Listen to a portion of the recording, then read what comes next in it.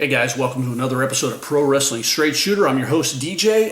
Thank you for watching. If you've been watching me for a while, I appreciate it. If this is your first video with me, I hope you make it through to the end. I want to jump right in and talk about the hot news this week. This past Tuesday in a press conference, Cody Rhodes and the Young Bucks confirmed a much speculated new wrestling promotion here in the United States, All Elite Wrestling.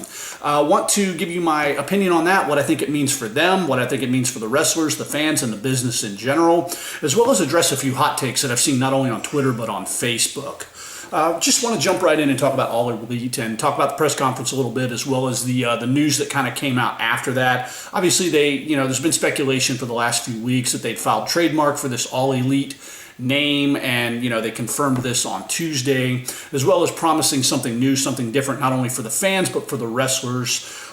Two things that I want to talk about real quick that I think are really, really important for the wrestlers. The first one was the announcement that men and women would be paid equally, and they kind of did a little bit of had to expound upon that a little bit because it was a bit of confusion and some speculation as to how they were going to do that. My understanding of it is that when they say equal pay for men and women, that's the ground level. You're in the door with very little or to certain amount of experience. If men make X amount of dollars just coming in the door, women are going to make the same X amount of dollars. If you manage to build yourself up as a star, whether you're a woman, whether you're a man, you're going to make more money depending on your brand and how you build yourself up. And I think that's fair. If they stick with that, I think that's groundbreaking, and that's new, and that's fresh, and that's awesome for the workers, because it not only gives them an even playing field, but it also forces people to kind of put their best out there, and that's cool. I like that idea.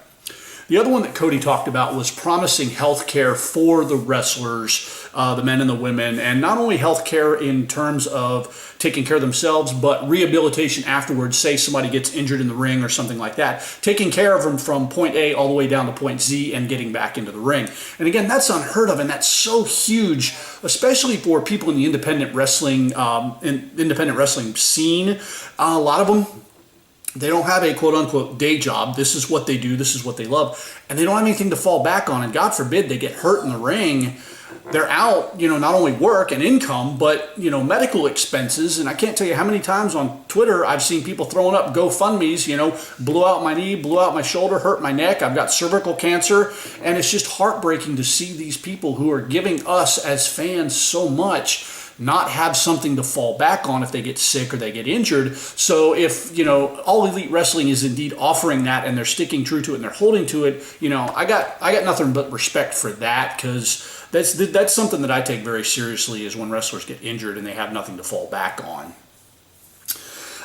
As far as what I think it means for the business as a whole, I think it's a good thing. In the last couple of years, we've seen just this huge explosion in the wrestling industry, not only with WWE as a brand growing larger and larger and going more global, but at least, in the areas that I can see, independent wrestling is as big, if not bigger, than it has been in the last 15, 20 years. The explosion in the British wrestling scene and just wrestling all over the world, people getting more exposed to different brands, Australian wrestlers, Japanese wrestlers, wrestlers all over the world. People can consume this through so many different avenues, and it's becoming more and more available to us as fans, and that's just awesome, for people who don't necessarily want to watch WWE all the time. Now, I've been a WWE fan since the birth of Hulkamania. I will likely support WWE until I die if they last that long. I've sat through the good, the bad, and the ugly, and I'm not going to turn away from them now, because in general, I dig what they're doing. They've got the best roster that they've had in probably 15 years. And while I can look past some crap booking and some crap storylines once in a while to see the workers, see the wrestlers, and see the work that they're putting in and appreciate that, there's a lot of people out there that don't. There's a lot of people out there that become very disenfranchised with WWE over the last 5 to 6 years. And while I may not agree with a lot of assessments and a lot of takes that I see online, I'm not going to completely dump on them, because everybody's opinion is their own and they can feel the way that they want to feel, and I'm okay with that. All Elite Wrestling has itself poised to be a huge, huge deal, because they've got good financial backing with the owner. I believe it's the Jacksonville Jaguars. I don't know a whole lot about them. I haven't looked into it a whole lot, but there's millions of dollars there to be funded to not only to take care of the people that it has currently, but to afford some bigger name talent and get themselves some exposure on a level that we haven't seen from a brand new startup promotion in a while. As an alternative to WWE, we've had for the last several years Ring of Honor. Impact has been, up and down and up and down, and at one point it was all but dead, and it's managed to resurrect itself. Here, I think All Elite stands to benefit from some things that maybe those companies didn't have. I think Impact just went through some really bad management years. All Elite really has the advantage of having, just a sharp mind in Cody Rhodes. The Young Bucks are, regardless of what anybody may feel about them as workers and, what they produce in the ring, they got marketing savvy, man. They've got that shit figured out, and to that effect, they'll make a ton, if nothing else, in merchandising. What it means for the workers, huge, because it's giving people who either A, have been to WWE and don't plan on going back, B, never want to go to WWE because of what they've heard from someone else or what they generally feel about the company as a whole, or C, the people that just know they're never going to make it to WWE. They now have a place to go to work their craft, show people what they can do, and actually make a little bit of money for themselves and a comfortable living, not necessarily, making supplemental income, making themselves a comfortable income. And that's awesome for the wrestling business as a whole, because now people don't always have to, I have to make it to WWE, I have to make it to WWE. Well, now, no, you don't.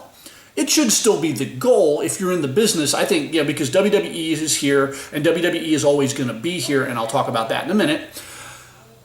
There ain't no shame in being second place in a game like this, buddy. And if you can make yourself a couple $100,000 a year working for All Elite Wrestling, please sign me up. Put me in that gig tomorrow. I'll work it, and won't hear a word come out of my mouth negative about it.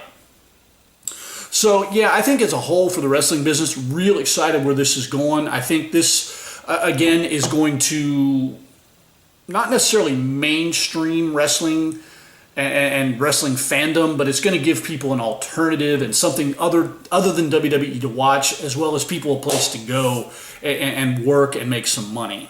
A few hot takes that I want to address, and this is really the biggest one, is just this general sense from a lot of people on, mainly Twitter, because Twitter is just a wrestling fan cesspool. It drives me insane. I'm completely disgusted with myself that I stay on it, but it's like a train wreck. I got to tune in every day.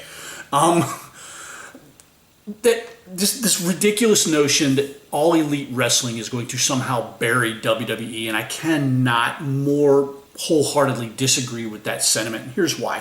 WWE is a multi-billion-dollar company. They just signed a huge multi-billion-dollar, multi-year deal with Fox, to move SmackDown over there. And, they just re-signed a whole huge deal with USA for Raw. Moving forward, WWE is not going anywhere, guys. If you think All Elite Wrestling is going to just pop on the scene and put WWE out of business in the next 5 years, you're absolutely smoking crack. It takes the average company 2 years to even turn a profit. AEW is not going to be any different. The other thing is, again, like I talked about before, WWE is a brand. It's not just a wrestling show. It's not just a sports entertainment show. It's a brand, and it's a brand not unlike Coke, a brand not unlike Budweiser, a brand not unlike McDonald's, Disney, anything like that. It's a branded name that people are going to stick to even if they have other alternatives to watch. Take into consideration like Marvel and DC movies. People are going to watch Marvel movies, and just because DC puts out a movie doesn't mean they're going to take away from Marvel in the long term of things. People may go watch the DC movie, but they're always going to come back to Marvel, and it's the same way with WWE programming. Now, do I think All Elite Wrestling has a chance to take a slice of that pie? You bet your ass I do. I 100% think that they have an awesome chance, a better than average chance, to get in there, get themselves a chunk of that action. But like I was talking with my friend earlier today, your average WWE fan, they buy the merchandise, they watch the show, they go to the shows, they go to the accesses, and if you're a family of 5 and your little girl watches WWE and she loves Bayley and she wears the t-shirts and all the gimmicks and everything, they're not going to all of a sudden walk away from that just because there's something else on TV. So we can kill that notion.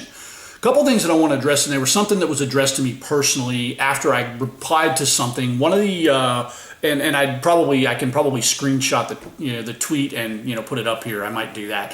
A guy posted, and I forget who the guy was. It'll be in the tweet if you see it. Posted basically, It's insinuating that because at the All Elite conference, the press conference, that because they had pyro and everything going off, that WWE was on the ropes because they can't even afford pyro anymore. And to that I replied, I'm like, okay, I'm confused. Is WWE a pyro show or a wrestling show?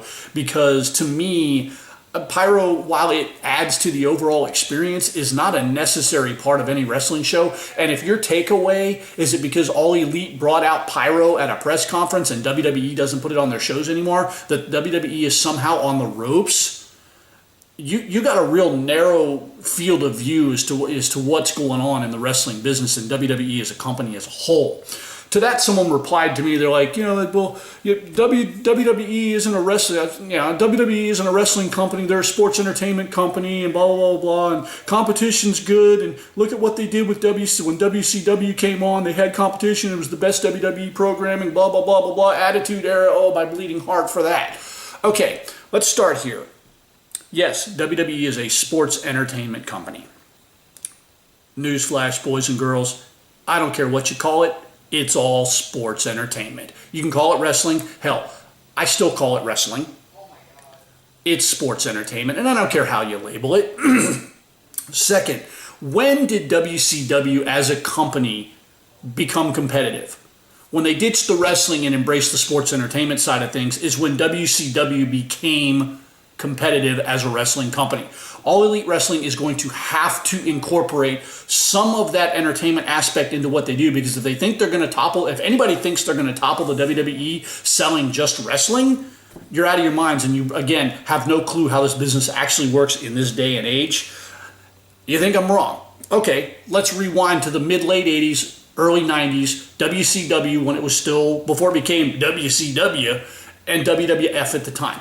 WCW as a company was putting on much better wrestling shows. They had the better workers. They had Tully Blanchard, Arn Anderson, Ric Flair. Dusty Rhodes was still going strong. You had Tom Zink. You had just oodles and noodles of workers. They had an avenue to Japan. They could bring in the Great Muta. They could bring in Yushin Thunder Liger. They could bring in Masahiro Chono. They had all these people that could come in, and they were putting on great wrestling shows. The matches were spectacular, but they weren't competitive with WWE. Or WWF at the time. WWF as a show was all spectacle. Save for Shawn Michaels, Bret Hart, and maybe one or two others, there weren't any real solid wrestlers on the roster. It was all show and flash and everything like that. Fast forward a few years to the mid-late 90s, Hulk Hogan comes on board. All of a sudden, WCW starts embracing that entertainment aspect. That's when they become competitive.